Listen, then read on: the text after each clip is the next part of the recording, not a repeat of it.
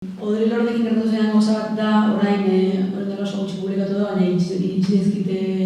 komentario batzuk eta jendagienak esan diana da, ez dutela ezagutzen. Ondo. Baina ezagutzen dutenek ere ezagutzen dute, eta nire kasu hau zen bere prosagatik, eta daukalako artikulu bilduma bat oso formatua, 1980 deitzen dela Sister Outsider, guk itzuli duguna, poema bat baitauko izan berekoa, aizpa arrotza, bezala. Eta orduan nik ere ezagutzen nuen bilduma horrengatik, eta zehazki bilduma horretan dagoen beste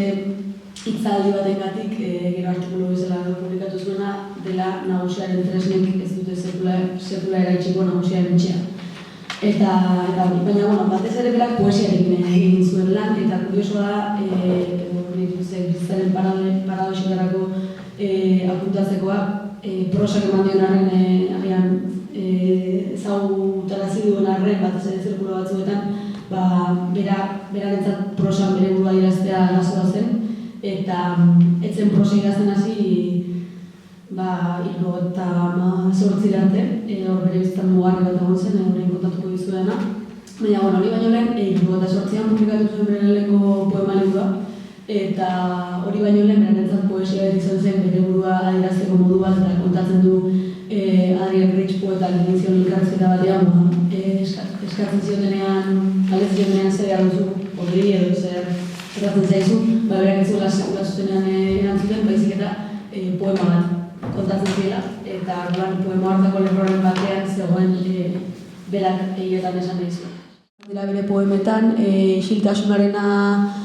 agertzen da, badago letaniaren aldeko biziraupena, edo letania bat biziraupenaren alde, izeneko poema bat, eta hor ere bai pixka bat aldarrikatzen duena da, ez gara isilikatu behar, eta zentzu hortan, esango nuke, 1998tik aurrelako bere poemetan akaso askoz zehatzago hitz egiten duela gauza batzuei buruz, eta askoz izen abizen gehiago zentzu zabalean sartzen dituela. Gero uste dut, bainatek aipatzen duela hitzaurrean ere bai intersekzionalitatearena, eta Alice Walker eta Angela Davis eta beste autore batzuk, hauetenak azken batean, garai hauetan oso mugimendu politiko, handiak egon ziren estatu batuetan, eta besteak beste Odri Lordenek bere poesiaren bidez eta bere hitzaldien bidez, ze artikulu gehienak edo prosa gehien idatzi duena batez ere jendaurrean irakurtzeko idatzi baitzuen, horrek eragin handia eduki du ez, eta nionean ez ezaguna zela gure artean edo ez dela hain ezaguna, egia da estatu batuetako tradizio baten barruan, eta da nolabait borrokak bateratzeko tradizio bat egon dena ez, hainbat zapalkuntzari batera erantzuteko tradizio horren barruan oso autore referentziala dela, eta bere leloetako batzuk, nagusiaren etxearen lelo hori oso ezaguna da. Eta amaitzeko, poema hartan guztietan beste gauza bat da, asko bilatzen du kontraesana, edo ez du pentsamendu dikotomikoari saiatzen da pixkat beti, nolabait sintesia topatzen. Eta hor, adibidez ez iluntasuna ez, iluntasuna ia ez duzu behar, baina iluntasuna ere ez da txar, ez pixka bat mogitzen bi poloren artean, hemen adibide bat, baina uste dut dela beste ezaugarri bat